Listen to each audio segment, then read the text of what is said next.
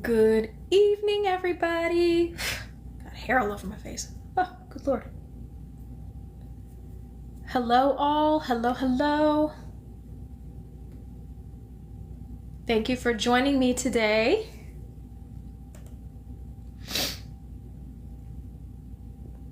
Miss Joanna, Airchild, hello. Miss Bookworm Angel, hello. How is everyone doing this evening? Hope you guys had a fantastic weekend. A great Father's Day if you celebrated it anyway. Karen, Grandma Pamela, hello. I am so glad you guys joined me this evening. For anyone who is brand new, welcome. You have stumbled upon a book reading for this evening, and as you can see, this is what we're reading from by this person.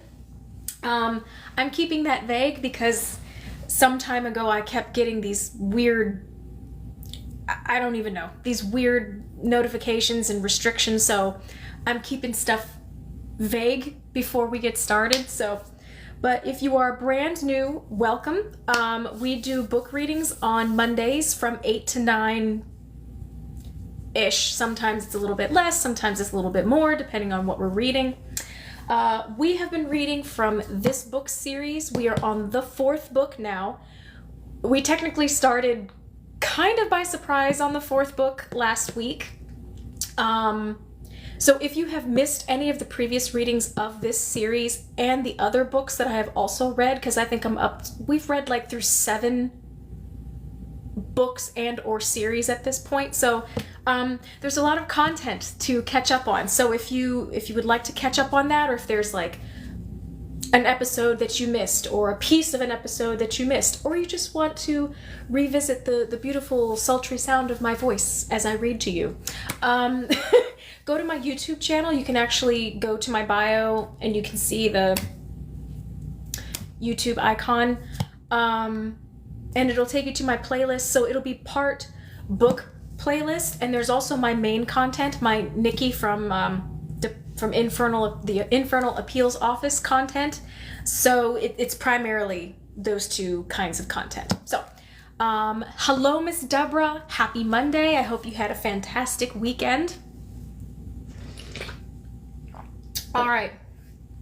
So, and we usually wait till about 5 after for people to kind of get settled in and get their jammies on, or their favorite drink, or get ready for dinner, or whatever you happen to be doing at this moment in time. But if you guys would give me some kind of indication that you can actually hear me, I'm pretty sure you can, but like thumbs up, or just let me know, like, if you can hear me. I'm pretty sure you can, but I just like to double check just in case, because I don't want to just be reading to myself. I want you guys to hear me, you know. Sound is good. Very good. Okay. All right.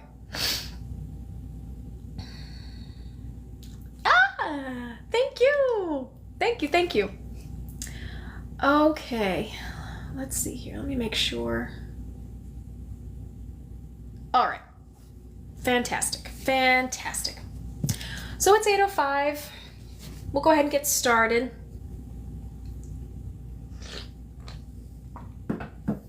Oh man. So like I said, we are into book 4, chapter 4 of book 4. So if you have this and you're reading along, that's where we are. So page 508. So if that helps. Chapter 4. Then the occasion came. I just realized that the biology teacher never returned the posters I let him use, Dimitri said irritably at lunch, and I'll need them tomorrow morning. I'll go get them, Claire offered. Thanks. The lab director nodded in her direction. That's a help. There will be a group of volunteers starting indoctrination, and the visual aids make things easier. They were eating in the hatchery cafeteria, 6 of them at the same table. There was no assigned seating, and today Claire, balancing her tray of prepared food, had made her way to an empty chair at this table where the director was already sitting with several technicians. He was talking about a set of demonstration posters that he liked to use when there were visitors being given a tour of the facility. The biology teacher had borrowed them and they had not yet been returned. "Notify the school. I'll have a student bring them." One of the technicians had finished eating and was tidying his tray. "And they'll chastise the teacher," he added, with a malicious chuckle, as he stood. "No need," Claire said. "I have another errand over that way. It'll be easy for me to stop by the school." It wasn't really a lie, she told herself. Lying was against the rules. They all knew that, abided by it. And she hadn't made it up. The other errand she had mentioned. She only hoped no one would ask her what it was. But their attention was elsewhere now. They were crumpling their napkins, looking at their watches, preparing to return to work. It was her chance to look for Sophia. Her stop at the school was brief, and the biology teacher didn't recognize her. Claire had never studied biology. At 12, when the selections were made and the future jobs assigned, the children's education took different paths. Some in her group, she remembered a boy named Marcus, who excelled in school and was assigned a future as an engineer, would continue on and learn various sciences. He had probably completed biology by now, she guessed, and would be studying higher mathematics or astrophysics or biochemistry, one of the subjects that was whispered about, when they were young, as incomprehensibly difficult. Marcus wouldn't be in his ordinary school anymore, but in one of the higher education buildings reserved for scholars. Though she had been young at the time, Claire remembered when Peter, her brother, had moved on to higher education. Maybe Peter had even learned biology in school. But then he had been transferred over to the law buildings for his clerkship and studies. The hallways were familiar, and she found the biology room without difficulty. "I had intended to return these," the biology teacher told her, handing Claire the rolled-up posters. "Would you please tell him that I didn't realize he would need them back so soon?" He sounded slightly annoyed. "Yes, I'll tell him. Thank you." Claire left the teacher there at his desk in the classroom and made her way down the hall toward the front door. She glanced into the empty rooms. School hours had ended and the children had gone to their various volunteer jobs in the community. But she was familiar with some of the rooms, and she recognized a language teacher who had leaned over a desk packing things into a briefcase. Claire nodded uncertainly when the woman looked up and saw her. "Claire, is it?" The teacher smiled. "What a surprise!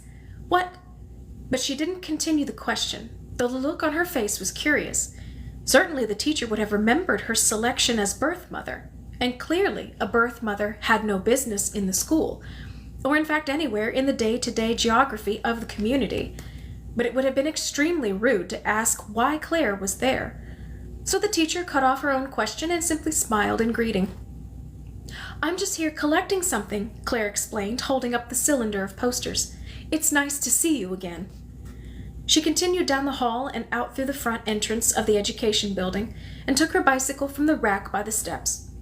Carefully she attached the bundle of papers securely to the holder on the back of the bike. Nearby, a gardener transplanting a bush glanced at her without interest. Two children on bicycles pedaled past quickly, rushing toward something, probably worried about being late for their required volunteer hours. Everything was familiar, unchanged, but it still felt odd to Claire to be back in the community again. She had not ventured far from the hatchery before this, just the short excursions with her coworkers. "Over there," she thought, looking down the path she had ridden to get to the school. "I can almost see the dwelling where I grew up." Briefly she wondered about her parents, whether they ever thought of her, or, for that matter, of Peter. They had raised two children successfully, fulfilling the job of adults with spouses. Peter had achieved a highly prestigious assignment, and she, Claire, had not. Birth mother. At the ceremony, standing on the stage to receive her assignment, she had not been able to see her parents' faces in the crowd, but she could imagine how they looked, how disappointed they would have been. They had hoped for more from their female child. "There's honor in it," she remembered her mother saying reassuringly that night. "Birth mothers provide our future population." But it felt a little like those times when they had opened the dinner delivery containers to find that the evening meal would be grains prepared with fish oil. "Hi, vitamin D," her mother would say in that same cheerful voice, in an attempt to make the meal seem more appealing than it really was. Claire biked away from the education buildings and hesitated at the corner where several paths intersected. She could turn right and ride past the back of Law and Justice, straight along that path, and be back at the hatchery in a few minutes. But instead she continued straight, then turned left, so that the House of the Old, surrounded by trees, was just ahead of her. She turned right here and slowed her bicycle near the child care center, steering carefully around a food delivery vehicle being unloaded. Then she made her way straight ahead toward the nurturing center. It was surprising, she thought, as she approached the structure, that she had never spent volunteer hours here as a schoolgirl. She had worked often at the child care center and had enjoyed the time playing educational games with the toddlers and young children, but infants, they were called new children, had never interested her. Some of her friends and age mates had thought the little ones were cute, but not Claire. From what she had heard described, they were endless work, feeding, rocking, bathing, and they cried too much. She had avoided doing her hours there.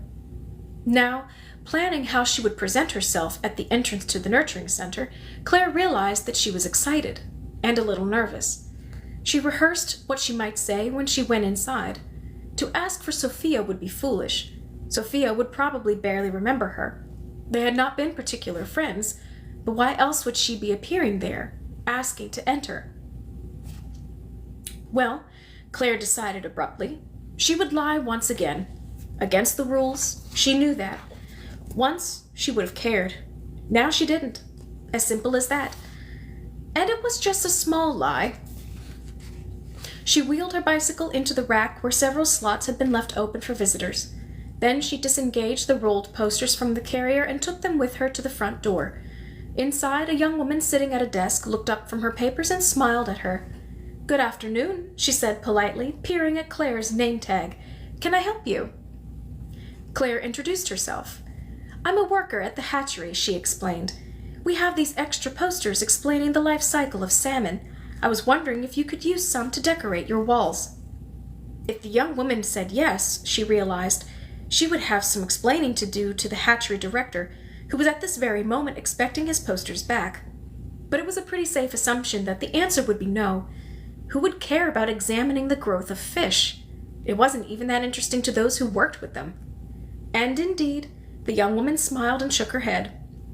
"Thank you," she said, "but we have specially designed equipment to engage the attention of new children.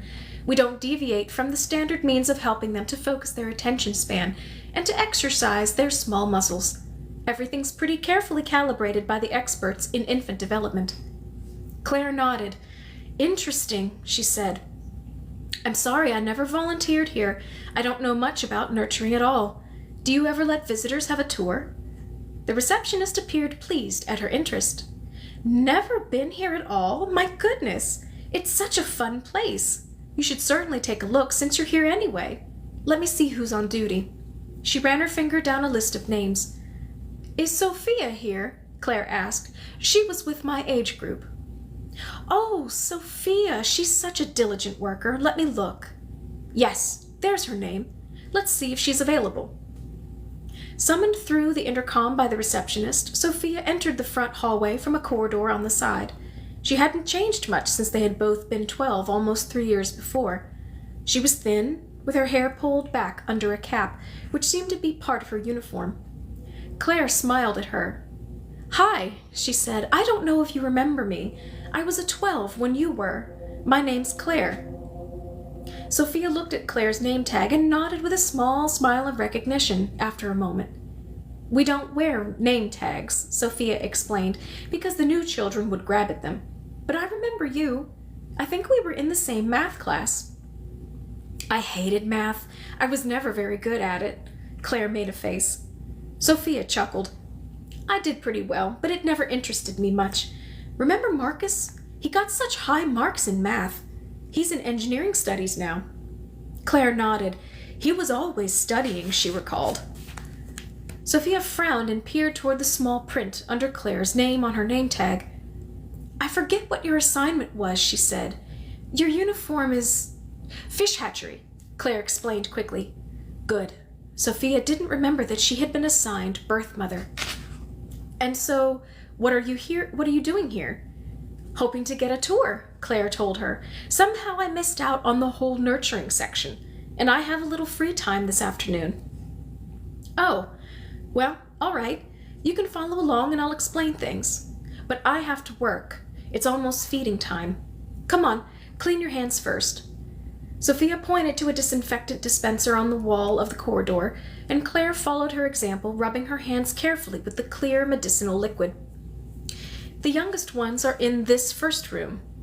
Youngest ones. That meant the most recent new children. Claire thought back and remembered which of her sister vessels had been preparing to give birth when she was dismissed. These would be their products. We can't go into this one without changing to sterile uniforms, but we can look at them. Sophia pointed through a window to a spotlessly clean area filled with small wheeled carts, many empty. 2 workers, a young man in a nurturer's uniform and a volunteer, a girl of 10 or so, were tidying things. They looked up at the window, saw the 2 observers, and smiled. How many newest? Sophia called through the glass. The volunteers held up 4 fingers. Then she moved on to one of the carts and pushed it closer to the window so Sophia and Claire could see. A card on the side had a gender symbol indicating female and the number 45. 45? Claire asked, looking down at the infant who was wrapped tightly in a light blanket with only its small face exposed. The eyes were tightly closed. What does that mean? Sophia looked at her in surprise. Number 45, 45th new child this year. Just 5 more to come. Don't you remember? We all had numbers. I was 27.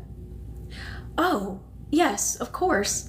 I was one of the earliest ones our year. I was number 11. And she did remember, now that Sophia had reminded her. After age 12, the numbers didn't matter much, were rarely referred to. But being number 11 had served her well when she was young. It had meant that she was the 11th new child her year, older, therefore, than so many others, like Sophia, who had been later to walk and talk, later to shoot up in height. By 12, of course, most of that evened out. But Claire could remember being a 5 and a 6, and proud that she was a little ahead of so many others. What about the other ones in this year's batch? Claire asked. Sophia gestured. The oldest. Numbers 1 to 10, they're in that room over there. A couple of them can walk already. She rolled her eyes. It's really a nuisance to chase after them. She started down the hall and turned a corner, Claire following. Then the next oldest are here. Another large window allowed the 2 young women to look into a room where a group of infants crawled on the carpeted floor strewn with toys, while their attendants prepared bottles at a counter and sink against the wall. So they're arranged in groups of 10? Sophia nodded. 5 rooms and 10 in each, when we have our full 50. Right now, we still have a few newborns due to come in. Then, when we reach 50, no more till after the ceremony. She waved cheerfully at the volunteer, putting the bottles into the warming device, and the young girl grinned and waved back. Then, of course, after this year's 50 are assigned, we start fresh, after the ceremony, with the new ones coming in gradually. It's like a little vacation. It's a while still till the ceremony, but you almost have the full 50. It's timed, over at the birthing unit, so we don't get a batch of newborns late in the year. Parents being given new children don't want brand new ones. Too much work? Not really. You saw, a minute ago, those newest ones, they mostly sleep, but it's a lot of responsibility keeping everything sterile. Also, you can't play with the new ones. Parents like to play with their children when they get them. Claire was half listening. 36, she thought. Her product had been number 36. She had kept the number firmly in her mind. So next is the third 10, she asked. Let me think. 1 to 10, then this group is 11 to 20. The next group will be 21 to 30, right? Yes, over here across the hall. I usually work with that group. I'm going to have to go back in a minute to help feed. Claire glanced through the window that displayed Sophia's group of infants, who were dangling in swings suspended from the ceiling, kicking their bare feet against the carpet. A male attendant was changing one on a padded table. He noticed the girls and pointed meaningfully to the large clock on the wall. Sophia opened the door a crack, and Claire could hear the giggles and gurgles as the infants talked to one another. She smiled. She had not thought of new children as being appealing. Not at all. But there was a sweetness to these little ones, she had to admit. She could understand why new parents wanted ones they could play with. "I'll be right in," Sophia was telling her coworker. "I'm giving a tour." Or, she turned to Claire, "we could stop here. There's only one more group, the next to youngest. They're not that interesting. Want to come in and play with these? You could feed one if you want." Claire hesitated. She didn't want to seem oddly interested in a particular group. "You know," she told Sophia, "I'd really like to peek at the last group, just so I can say I've seen them all, if you don't mind." Sophia sighed. "I'll be back in a minute," she told the uniformed man who had placed the newly changed infant back in a swing and was now taking small bowls of cereal from the warmer. "Over here," Sophia told Claire, and led her to the last room in the corridor. "So these would be, let me think, 31 to 40? "Correct." Sophia was clearly eager to get back to her own charges. "Next to newest." "May I go in?" Claire was looking through the observation window. Each small crib held an infant, and 2 attendants were propping warmed bottles on padded holders beside their heads so that they could suckle. "I guess." Sophia opened the door and asked, "We have a visitor. Could you use a hand for this feed?" A uniformed man smiled. "How about 2 hands? We can use all the help we can get." "I have to get back to my own group, but I'll leave her here with you." "Thanks, Sophia. It's been good to see you again." Claire smiled. "Maybe we could get together for lunch or something?" "Yes, come back any time. Best is when they're napping, though." Sophia gave a brief goodbye gesture and returned to her own assigned room. Claire entered timidly and stood watching as the final bottles were distributed. "There," the attendant said, "everyone's been served. Now we have to check from time to time to make sure they're all properly placed. Of course they'll yell if they lose hold of the nipple. Won't you?" He glanced down with a smile at one of the infants who had industriously started sucking down the milk. "And then, one by one, we pick the little guys up and pat their backs till they burp. Ever done that?" Claire shook her head. Till they burp? She couldn't even imagine it. "No." He chuckled. "Well, you can watch. Then, if you want to give it a try." He lifted one of the infants from its crib. Claire moved forward and saw the number. 40. She glanced around to see if the numbers were in order, but the little beds were on wheels and seemed to have been placed randomly. As she watched, the attendant took 40 to a rocking chair in the corner and sat down with the little one against his shoulder. The other attendant, a young woman, leaned forward over a crib with a sniff and said suddenly, "Uh-oh, 34 needs changing." She wrinkled her nose and pushed the crib over to the changing area. "You'll have to finish your bottle after I clean you up, little girl," she said with a chuckle and lifted the infant to the table. Claire noticed then that each small crib here was also tagged with a gender symbol. She made her way past the little beds, glancing in at the infants, some sucking serenely on their milk, others gulping lustily. Suddenly, one in a crib marked male let out a shriek, then switched to a loud wail. "I don't need to ask who that is," the man said, continuing to pat and stroke the back of the infant that he held. "I recognize his voice." Claire looked at the number on the crib that contained the howling new child. "It's 36, she told him. "Of course it's 36, the man replied, laughing. "It's always 36. Pick him up, would you? See if you can get him to stop screeching." Claire took a deep breath. She had never held an infant before. The man watching her sensed that. "He won't break. They're quite tough, actually. Just be sure to support his head." She leaned down. Her hands seemed to know what to do. They slid easily under him and found the way to hold his neck and head. Gently, Claire picked up her son.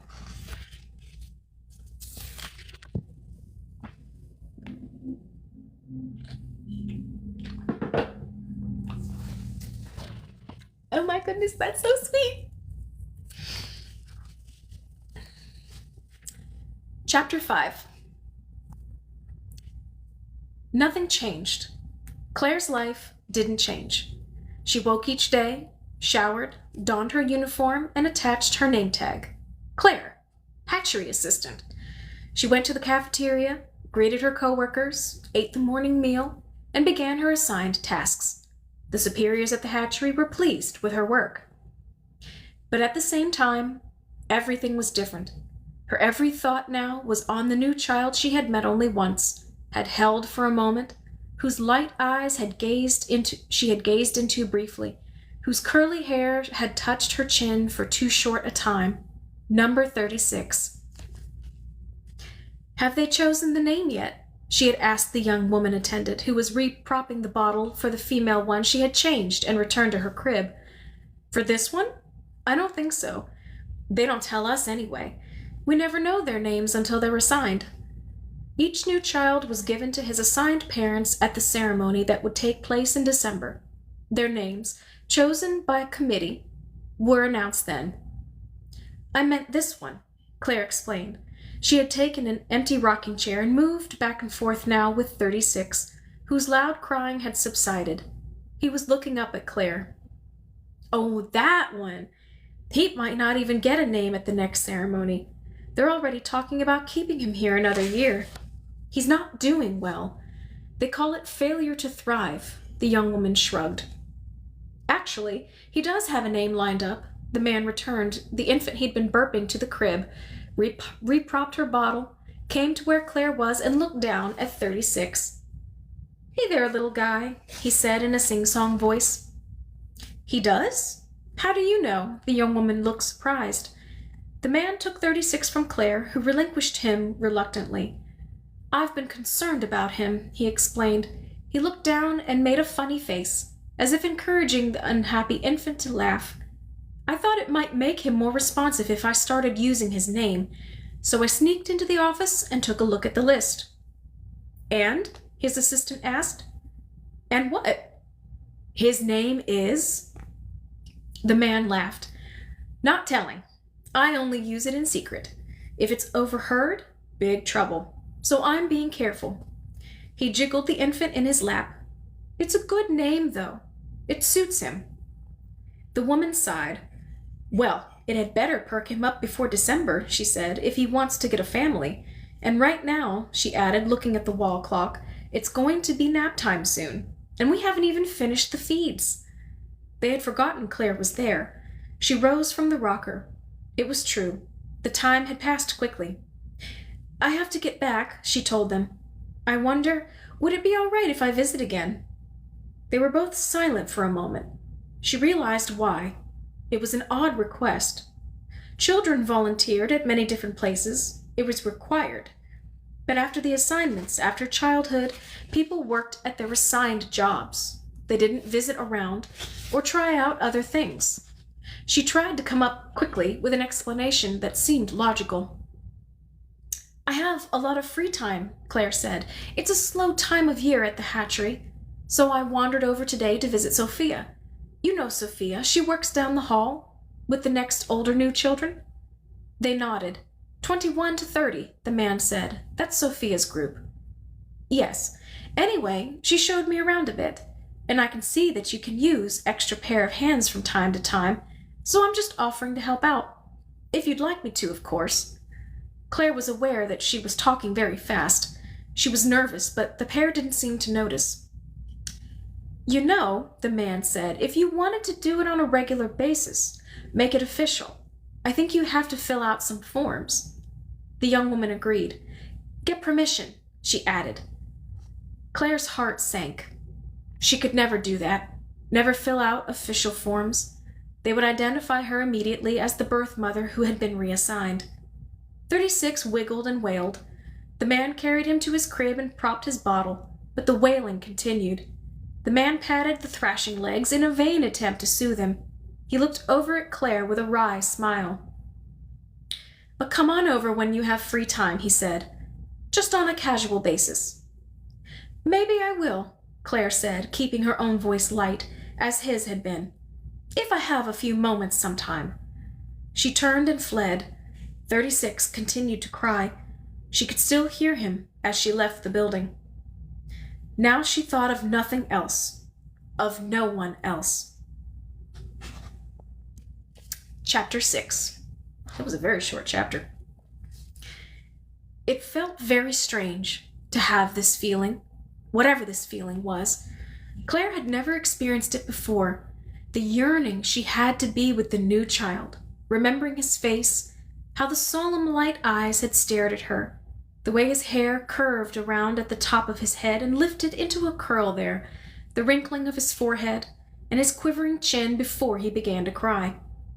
Each family unit was allotted 2 children, one of each gender, and she had been the younger. They had waited several years after receiving Peter before they had applied for their girl, so Claire had never known an infant or a small child well. She asked her co-workers, trying to make it a casual question at the evening meal. Do any of you remember getting your sibling? Sure, Rolf said. I was 8 when we got my sister. I was older, Edith said. My parents waited quite a long time before they applied for my brother. I think I was 11. I was the second child in my family, Eric said. Anyone want the last piece of bread? They all shook their heads, and Eric took the last slice from the serving plate. My sister was only 3 when they got me. I think my mother actually liked little children. He made a face as if the idea mystified him. That's what I was wondering about, actually, Claire explained. Is it, well, usual for people to become really fond of new children? Depends on what you mean by fond, Dmitri said. The head of the entire hatchery operation. Dmitri was an upper-level worker. He was older and had studied science intensively. But you know, of course, that infants of any species... He stopped and looked at the rest of them, at their blank expressions. Didn't you study this in evolutionary biology? He asked. Finally, at the silence, he chuckled. All right, so you don't know. I'll explain. Infants are born with wide, big-spaced eyes, generally, and large heads because that makes them look appealing to the adults of the species. So it ensures that they will be fed and cared for. Because they look cute? Edith interrupted. Right, cute. If they were born ugly, no one would want to pick them up, or smile at them, or talk to them. They wouldn't get fed. They wouldn't learn to smile or talk. They might not survive if they didn't appeal to the adults. What do you mean by any species? Eric asked. Well, we don't have mammals anymore because a healthy diet didn't include mammal, and they detracted from the efficiency of the community. But in other areas, there are wild creatures of all sorts. And even here, people once had things they called pets, usually small things, dogs or cats. It was the same in those species. The newborns there were, well, cute. Big eyes, usually. Animals don't smile, though. That's a skill unique to humans. Claire was fascinated. What did people do with pets? Dmitri shrugged. Played with them, I think. And also, pets provided company for lonely people. We don't have those now, of course. Nobody's lonely here, Edith agreed. Claire was quiet. She didn't say this, but she was thinking, I am. I am lonely. Even as she thought it, though, she realized she didn't really know what the term meant. The first buzzer sounded, meaning time to finish up. They began to stack their trays. Rolf? Edith? Claire asked. When you got your siblings, and they were infants with big eyes and big heads, and so they are cute. Both of her coworkers shrugged.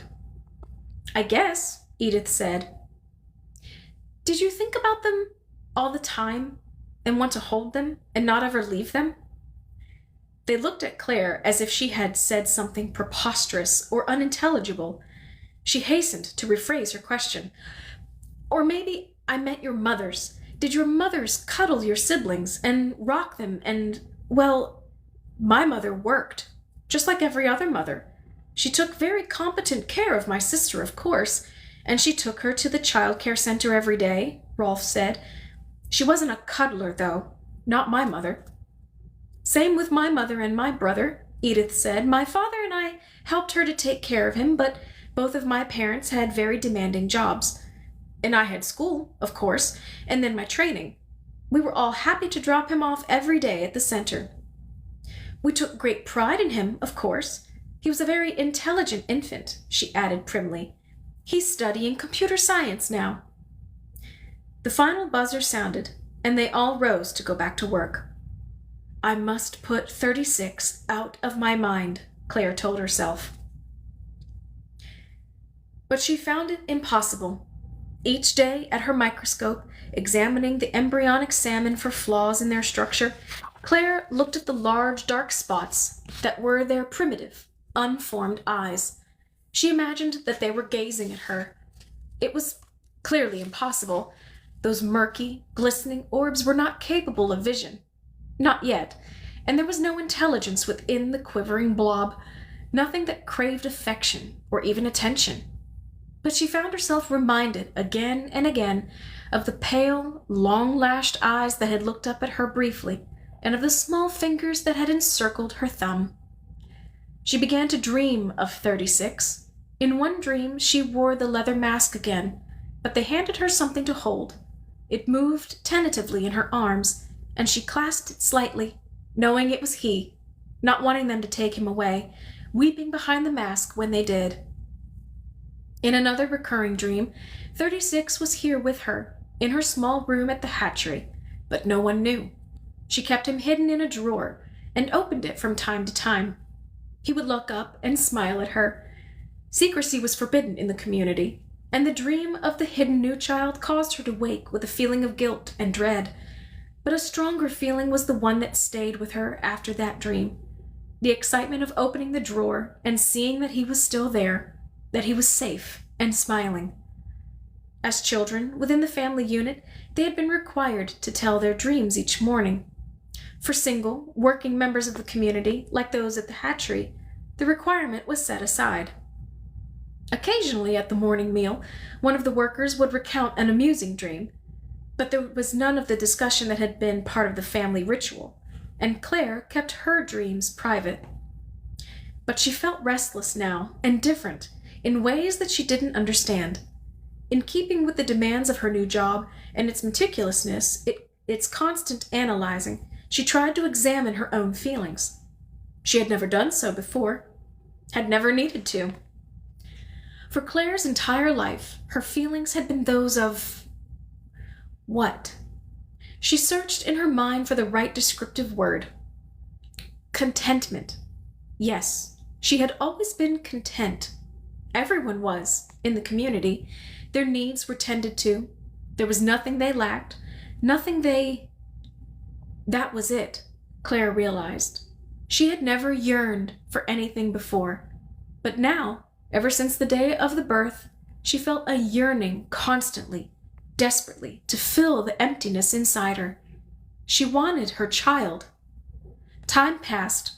It became mid-November. She was busy with her work.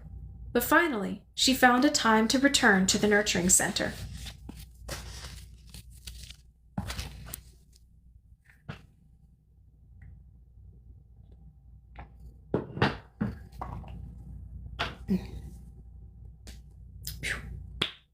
I went for a run earlier, and now my mouth and my lips are dry. Whew.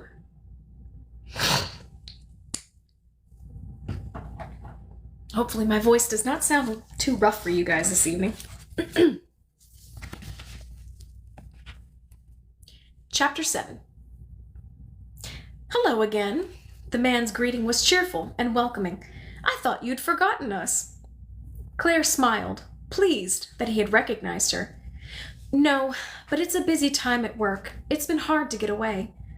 Well, he agreed, it's almost December. Lots going on. Especially here, I imagine. Claire gestured to indicate that she meant the entire nurturing center, not only this one room, where the lights were dimmed. It was just past the midday meal time, and the new children were all napping. She and the man spoke in lowered voices. In the corner, his female assistant was quietly folding clean laundry that had just been delivered. Yes, we're getting them all ready. Apparently the assignments have all been made. I haven't seen the list yet. A sudden thought struck Claire. Do you have a spouse? Could you apply for a child, and then... I suppose this would be against the rules, but could you choose the one that was assigned to you? He laughed. Too late for that. Yes, I have a spouse. She works over at Law and Justice. But we already have our complete family. Boy first, then girl. And it was quite a while ago that we got them. I was just an assistant then. No clout. So you didn't even hint at which ones... He shook his head. Didn't matter. They matched them pretty carefully. We've been very satisfied with ours. For anyone who's been following along with this series, who do you think Claire is talking to? Write it down in the comment section. Let me know who you think Claire is talking to right now. A sound from one of the cribs caught his attention, and he turned. It grew louder, the fussy whimper of an infant. Claire could see a small arm flail. You want me to go get him? The assistant asked, looking over. No, I will. It's 36 again. Of course. His voice was resigned and affectionate. Could I? Claire asked, surprising herself. Be my guest. The man made a joking gesture toward the crib. He likes being talked to, and sometimes patting his back helps. Or not, the woman in the corner interjected wryly, and the man laughed. Claire lifted the restless new child from his crib. Walk him in the hall, the man suggested, so he doesn't wake up the others. Holding him carefully, she carried the wriggly, whimpering bundle out of the room and walked back and forth in the long hallway, jiggling him against her shoulder so that he calmed slightly. He held his head up and looked around with wide eyes. She found herself talking to him, nonsense words and phrases in a sing-song voice. She nuzzled his neck and smelled his milky, powdered scent. He relaxed in her arms finally and dozed. I could walk out of here, Claire thought. I could leave right now. I could take him. Even as she had the thought, she could see the impossibility of it. She had no idea how to feed or care for an infant. No place to hide him, despite her tempting dream of the secret drawer in her room. The man appeared in the doorway, smiled when he saw that the infant was asleep, and beckoned. Good job, he whispered when she approached. They stood in the hallway together by a window that looked out across scattered dwellings and the agricultural fields beyond. Two boys rode past on motorcycles, and the man waved, but the boys were talking eagerly together and didn't notice. The man shrugged and chuckled. My son, he explained. She watched and could see the boys turn left where the path intersected another just past the child care center. They were probably going to the recreation field. You've got just the right touch, the man said, and Claire looked at him questioningly. He nodded toward the sleeping infant she was still holding.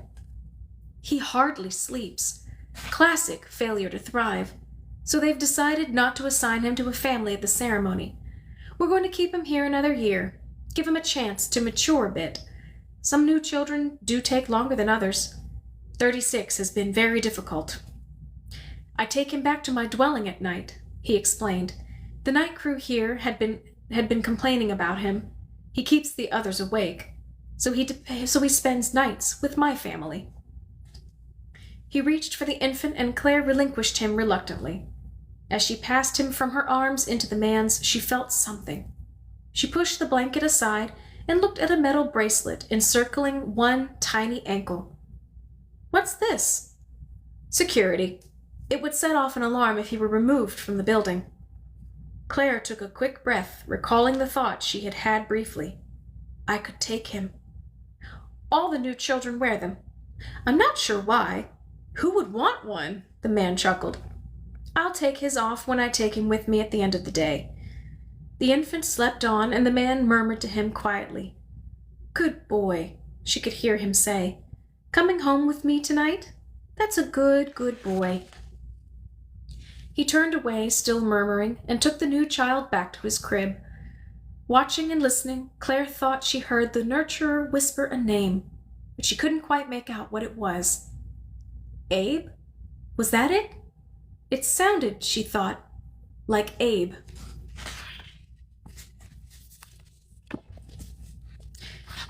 Chapter 8. Claire didn't attend the ceremony. Almost everyone in the community did every year, but each facility needed to leave someone in charge, and Claire had volunteered to stay at the hatchery. The birth mothers, the vessels, were exempt, and so Claire had not attended the 2 previous years either, and now she found that she didn't have much interest in the 2-day event anymore. The naming and placement of new children was always first on the program, so that the infants could be taken away and cared for during the remaining hours, and wouldn't be disruptive. Claire would have wanted desperately to attend the ceremony if her own child, Abe, she was trying to think of him now by the name she had overheard, were to be given to a parental pair. But it would be another year for him, and she had little interest in watching the placements of the others. Neither did she care much about the matching of spouses. Like Claire, most people found the matching boring. Important, of course, but with few surprises.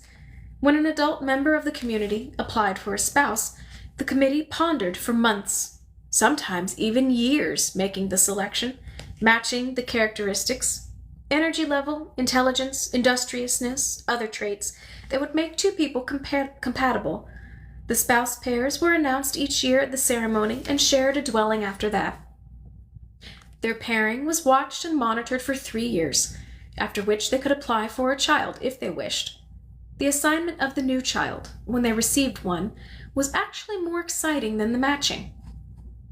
Thinking about it as she wandered the halls of the empty lab, so quiet and unoccupied today, Claire found herself wondering, suddenly, if she would be able to apply for a spouse. As birth mother, she had not been eligible, but now? Rolf, her coworker, had put in an application and was waiting, and so had Dimitri, she'd heard. Could she? She wasn't old enough yet, but when she was? She didn't know. The regulations for ordinary citizens were so clear, so well known, so carefully followed. But Claire's situation was unusual, and she had been given very little information when she was dismissed and transferred to the hatchery. It was as if they had lost interest in her. They. She wasn't even sure who they were. The elders, the committees, the voices that made announcements over the speakers, like the message this morning. Please gather at the auditorium for the opening of the ceremony. She glanced at the time. It was late morning now. The spouses would be paired, the new children named and assigned. Soon there would be a lunch break, with tables set up and lunch packets distributed outside the auditorium. Then they would reconvene for the beginning of the advance in age and the rituals of growing older. The younger children were presented in groups, all the 7s, for example, receiving their front button jackets, the 9s brought to the stage and given their first bicycles to great applause, haircuts for all the 10s, with the little girls losing their braids, and then the sweepers coming quickly to the stage to remove the shorn hair. But the advance in age ceremonies usually moved quickly along, to applause and some laughter as well, because every year someone burst into tears for one reason or another, or felt compelled to show off on the stage and did something foolish. Claire had participated in those rituals throughout her childhood. She didn't mind missing them now. The ceremony of 12, which would begin on the second morning, as always, was the highlight. Here was when the unexpected could happen, as the children received their life assignments. It had always been fun, watching the assignments given out. Until her own, of course. Well, it was in the past, but she was happy not to be there today, in the audience, watching as other young girls heard that they, too, had been found fit only to breed. It seemed odd, the silence with everyone gone for the day. There was not much, really, for her to do. She was simply required to be there To be certain, nothing went awry. But everything, the temperature in their labs, the humidity, even the lighting, was carefully calibrated and controlled. Claire checked the screen of her computer periodically for incoming hatchery messages, but nothing was urgent. She glanced through a window at the supply boat that was moored at the dock. It had arrived at a bad time. With the ceremony taking place, they would have to wait 2 days before they could unload. Probably, she realized, they'd be happy to have some time free of work. She wondered what the crew was doing on this unexpected vacation. She had watched them previously and heard them lifting and stacking and carrying and directing. Their clothes were different. They didn't wear the loose-fitting tunic of the community, and they spoke with a slight accent, an inflection that was unfamiliar. Claire had never been curious about those from elsewhere. It was part of the contentment she had always known. Here had always been enough. Now, through the window, she stared at the heavy-laden moored boat and found herself wondering about its crew.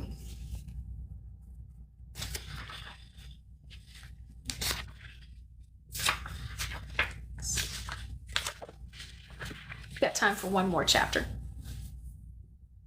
Chapter 9. That lunch was pretty awful, wasn't it? Eric entered the lobby of the hatchery with the others at the end of the day. The group was noisy and laughing, obviously happy to be finished with the hours of ritual, sitting, paying attention, politely applauding. It wasn't so bad, one of the other workers replied. Just wasn't enough of it. I'm still hungry. Claire was seated at the receptionist's desk. It's almost time for dinner, she told them. How was the ceremony? Fine, someone said.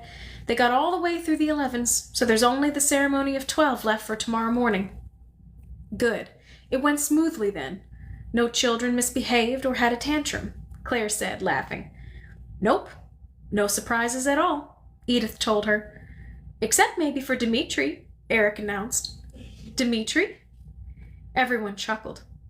He thought he'd be assigned a spouse. He was on the edge of his seat, but they didn't call his name. Whoops. That means he has another whole year to wait, Claire said. Or more, Eric pointed out. There have been people who waited years for matching. Well, it's for the best, Edith commented. There probably wasn't a good match for him available this time. A young man whose name Claire didn't know had been listening. He only applied for a spouse because he wanted a dwelling, he said. He's tired of living in the dorm. He turned, seeing Dimitri come through the door. Even though he gets a special suite for being director. Isn't that right, Dimitri? You're sick of the dorm, right? Dimitri crushed the program he was carrying into a wadded ball and tossed it at the young man. I'm sick of living with you, that's all.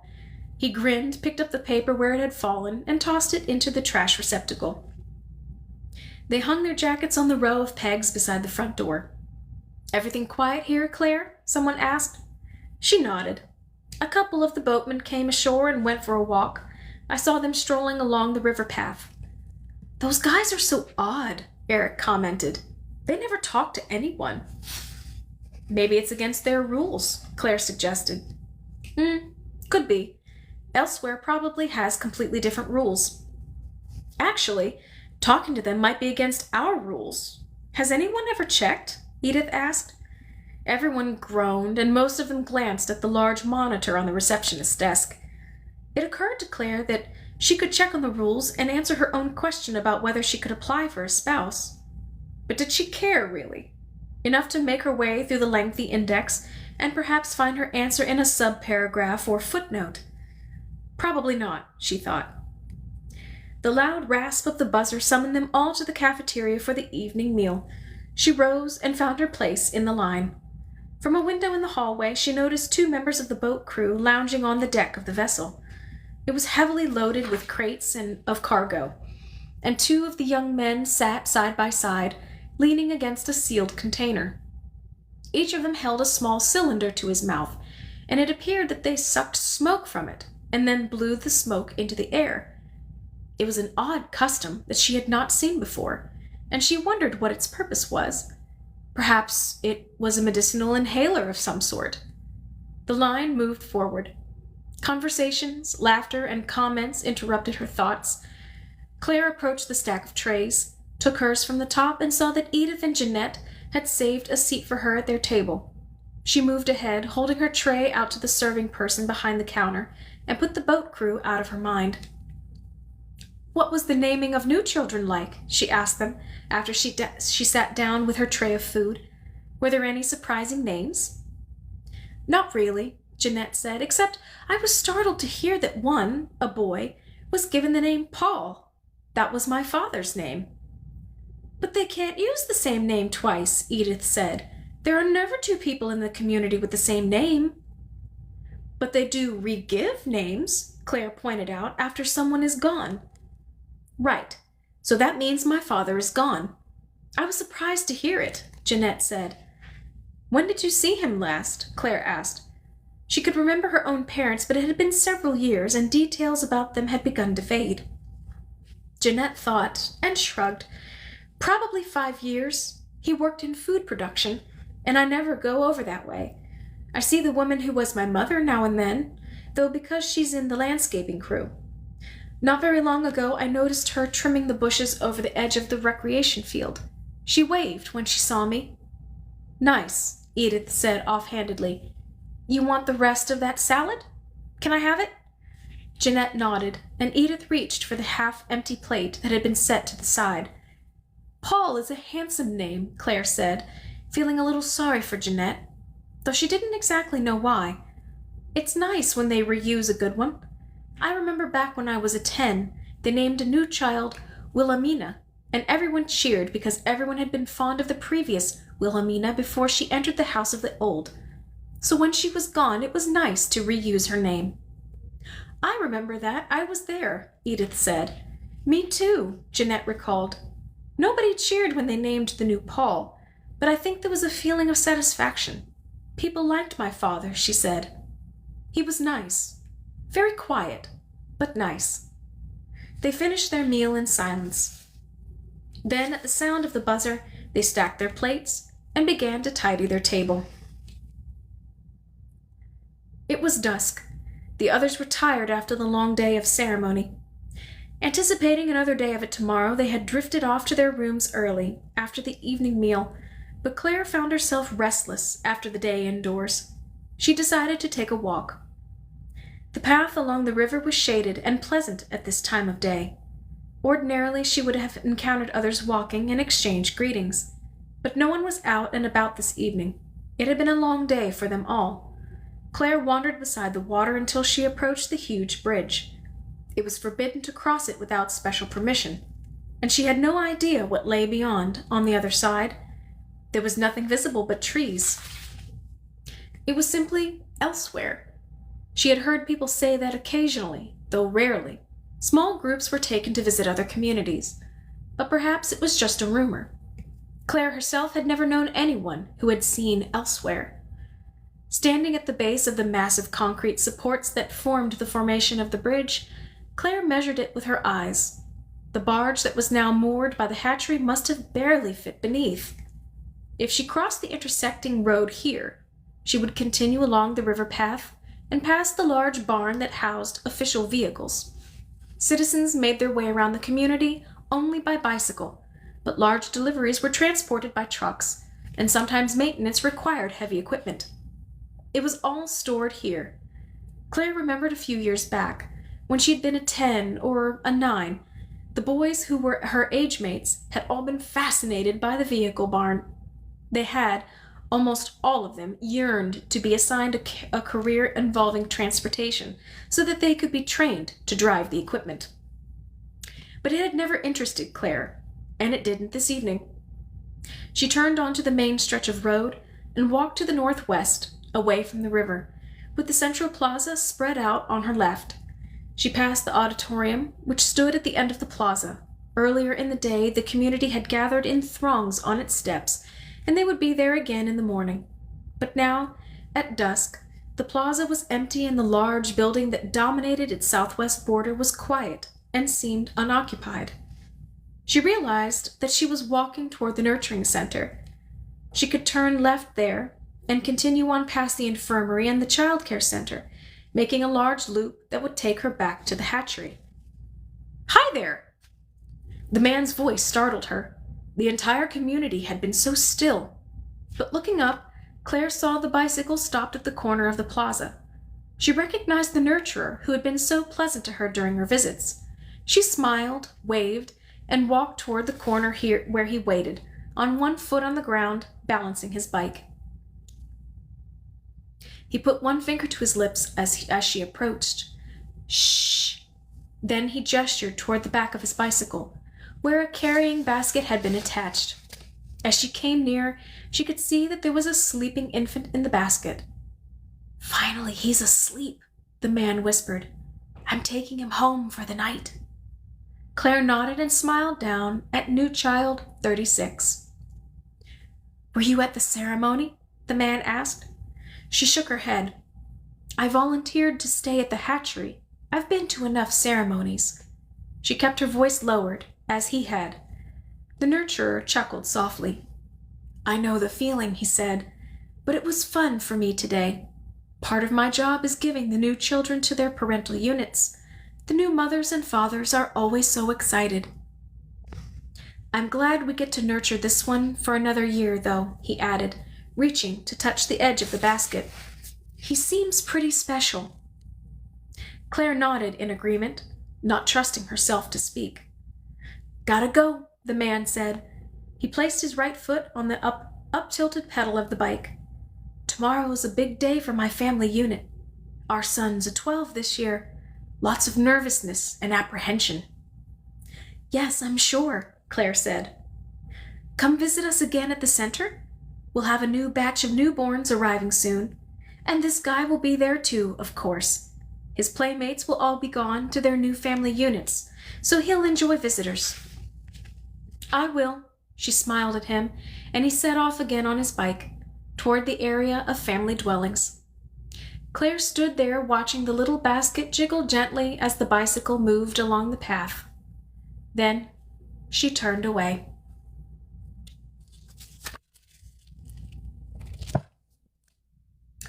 All right. That is going to bring our read to a conclusion for the evening. Thank you all so very much for joining me. I hope you guys enjoyed that read. I know I did. It's exciting. You're like starting to hear how the other stories are starting to sort of fit together. So if you haven't seen any of the previous readings of the 3 previous books of this series, please go and catch up on them. Again, go to my bio, go to my YouTube channel. It's all labeled, like all of the Giver series, starting from the Giver all the way down to last week's read. Oh, nice, Miss Deborah, you stayed awake. Good. I'm glad. So yeah, like this book is going to be tying the whole series together. So if you are kind of lost and you're not really sure who I'm talking about, and you're not really sure about the world that we're in right now with this Giver series, go catch up. It's a lot to catch up on, I know, but I'm reading. You just have to listen. It's okay. I have full faith in your listening abilities. So go catch up, and by next week, you'll have a better idea of what's going on and who we're talking about, and you probably can even start making some predictions of your own as we reach, the middle and end part of this final book. But until then, I will see you guys next week. I hope you have a fantastic week. If you are in a place that is experiencing intense heat, intense flooding, anything like that, please keep yourselves safe this week. Stay hydrated, of course, as always. And I will see you all on Monday. Yes, Monday from 8 to 9. Okay? Have a good night, guys.